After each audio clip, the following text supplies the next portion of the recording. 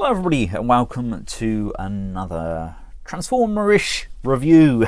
Today I'm taking a look at the Machine Robo Revenge of Kronos Bike Robo. This is done by Action Toys and it's part of their new Machine Robo DX series aimed at ages 15 and up. Now, as you may or may not be aware, the Western world had GoBots, whereas the Eastern world had Machine Robo, and this guy wasn't a bad guy in the Machine Robo world. And of course we know him as Psykill. He was the bad guy in GoBots. Taking a quick look around the box, we've got some lovely pictures of a Bike Robo, and he's got some lovely firing action going on there, and a lovely, very heroic stance on the side. And of course these are licensed products, therefore it is a legit GoBot. Comes packaged in a plastic clamshell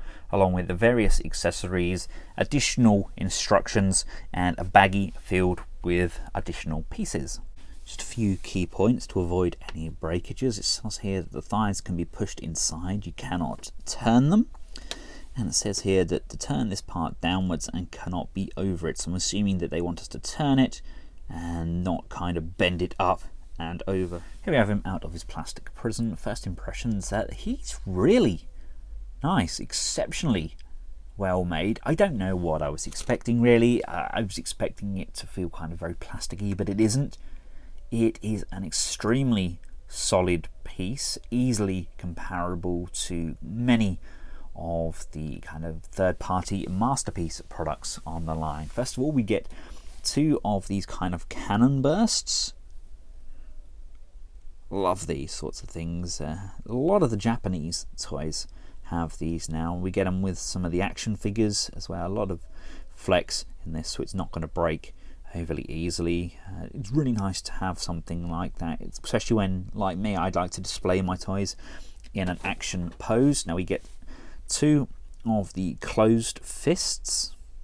You can see it's just held on by an almost Lego style peg there. We get a blank piece to go in to form the underside of the motorcycle if you don't like the face being visible. Done with a very nice sheen. We get the Machine Robo face, if you like your Machine Robo figures. This is a very good standard look for him, and there's nothing wrong with that at all. But if you are like me, you want your robot to have stubble. I always loved that about Psykill, the fact that he had a beard. Was the animation done by Hanna-Barbera? The team that done Scooby-Doo and stuff, I think it was. But yeah, I mean, he's got a beard. There's absolutely nothing better than a bearded robot.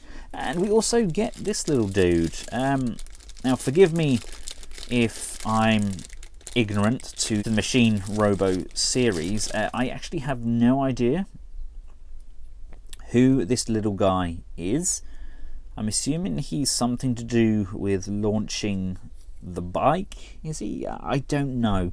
Please tell me in the comments section below. I feel rather useless not knowing who he is. Right, now to add the face, as you can see we have a nice gap in there. We have this plate on the back and this feels very magnet-like. So if we just slide that under and pop that in, there we go. That is held on by a magnet and he looks incredible. And for any strange reason you want to change the face, you just press on the top of the head and that brings this forward so we can pop it off and swap it out. He looks so good, doesn't he? Genuinely very impressed with Psykill. He's probably one of the most well balanced, heavily articulated interpretations of Psykill that I have ever seen. He holds a pose remarkably well and at the same time looks extremely natural in doing it. There's articulation where you wouldn't expect to find articulation, and all in all, he is an exceptional action figure. He's fun. I kind of went into this blind. I wasn't sure what I was going to expect, but I am exceptionally surprised and over the moon. I am filled with GoBot joy. Let's take a look at some of that detailing. The face sculpt, as previously mentioned, is awesome. It is fantastic. The head can tilt forwards and backwards. Not the best range on that neck there. It can't tilt overly far back due to the hindrance here on this neck panel. But that being said, I mean, we can tilt it forward. We can go left and right quite freely. A nice range around there. The ab crunch on this is gorgeous. I mean, he can tuck right down inside there, and it is exceptionally stiff. We get a lovely rotation on that waist. The arms, although they're on kind of a ball socket, they hold remarkably well. They come out to the side. We have an upper bicep rotation. We get not one but two bends on that elbow, and look at how mechanical those elbows look while they're bending. The wheels are attached by magnets, so we can take the wheel off and make it look much more like the original cycle. Just pop those back on. They are completely the same on both sides, so you can just switch and change as you see fit. These hands have posable fingers, sort of. These ones come out and these bend over. As you can see on this side, I have actually removed the hand. Like I mentioned, they do have this kind of Lego style peg, and we can just unpeg them and then put your weapons or your static hand in there. They just push and tab in, and they hold very well indeed. I really do love how that looks coming out there. The thighs again are on a very nice friction joint forwards and backwards. We have hip skirts to the front, and we kind of have these almost like seeker parts at the back here to cover the butt, but we can bring the leg that far forwards and that far back, which is nice. We can bring it out to the side on a very nice, strong ratchet upper thigh rotation there. We get really gorgeous bend on that knee. Very, very nice ratchets. We get an ankle rocker there for really nice pivots. We get some left and right motion, which I love on figures, and we get up and down on there as well. So this guy is literally jam-packed full of articulation. As I previously mentioned, he looks so natural when you pull off those poses. Here we have him as part of a fairly varied selection of figures, so you can gauge his height. He's definitely the size of kind of a large Voyager, almost a leader sized figure.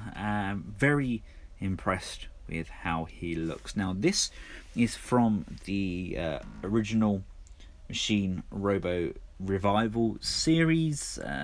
This was the scale they originally done them in, and it's a good figure, but their new GX line, in my opinion, is leaps and bounds better. He just holds together a lot better.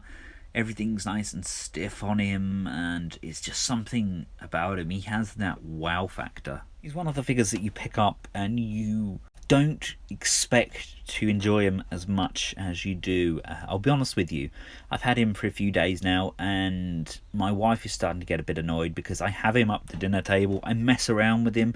I'm constantly putting him in poses. My son plays with him. Now I know these are designed for adult collectors, but it's exceptionally well made, and it's a very fun toy. Weight-wise, we are looking at 260 grams. That's 9.17 ounces. Now, as amazing as this robot mode looks, we do need to transform him up into his vehicle mode. So you want to remove those wheels. You want to rotate the upper bicep and the lower forearm so that both of these hinges are facing outwards, and we need to bring this arm upwards. Untab the shoulder pieces, move this section back, the head section lifts up.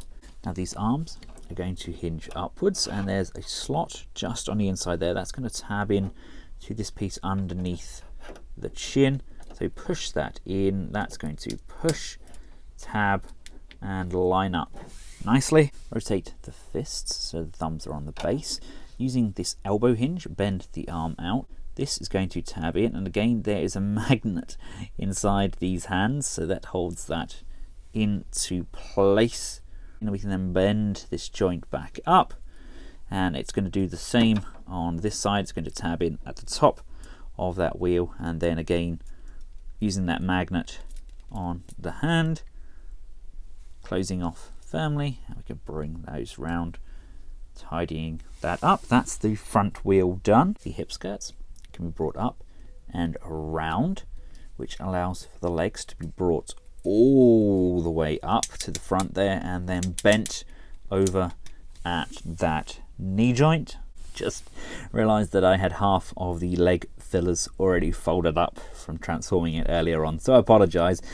These leg fillers really do make the difference, just filling in all that lower leg. What we need to do, we need to fold those up and fold this piece up. You can then come to the inside of the leg, lift this up on this hinge, bring it all the way up, and then bend it back over on itself. Really clean and tidy, very fluid. You then want to rotate the foot around, up, push and collapse that hinge in firmly. And if we look, there's a slot here and a circle tab here, much like what we did with the fists. You want to line that magnetic tab up, push and allocate that in there cleanly. And with the wheel now pegged in, remember that thigh joint that those instructions mentioned. Basically what you need to do, you need to push on the inside and then push the outside of this, and this is going to slide across like so, which now allows us to bring both of these closely into the middle. This hinge allocates in this hole here. There's a slot and a tab, slot and a tab, and of course the wheel itself lines up over on the other side, and we can just bring and tab those all in nice and firmly together. There's these two holes in the front of his chest. The legs are now going to push, line up, slide in there firmly. The kickstand just comes round like so, and these just fold upwards like that. And of course we can change out the face for the blank motorcycle if you so wish. And here we have him fully transformed up. And no, they're not meant to go in the exhausts, they don't quite fit, but I do think they missed a trick by not having that fit, because they look really good coming out the back there. But he is an exceptionally sturdy piece. We have rubber wheels. Perhaps I should have changed out the hands for the fully closed fists, but as it stands, I mean, it looks really nice. The wheels do rub a fraction around that arm piece there, maybe how I've got that tabbed in. Love the kickstand, love all the metallic detail around there. Rear wheel does roll a little bit better, but again, some hindrance there. The edges are a little bit sharp around here, but that's to be expected. I mean, this is aimed at adult collectors after all, but yes, very impressed by the overall look and feel. They have done an exceptional job, and I honestly cannot wait to get more of their figures in this scale. Perhaps Springer is maybe a little bit too big for that, but you get the idea. It's a gorgeous alt mode, and I doubt many of you are going to have him displayed in this alt mode, and you're going to get him for side kill. I'm going to lie and say, oh, I got this because I love Machine Robo and I love Bike Robo, but you know, the truth is that it's side kill. It's exceptionally well done and a very amazing entry into my collection. Hope you've enjoyed this video. I hope you've found it somewhat useful. If you have, feel free to give it a big thumbs up, share, and of course subscribe. And until next time, from myself and Bike Robo, aka Cykill, thanks for watching. Goodbye.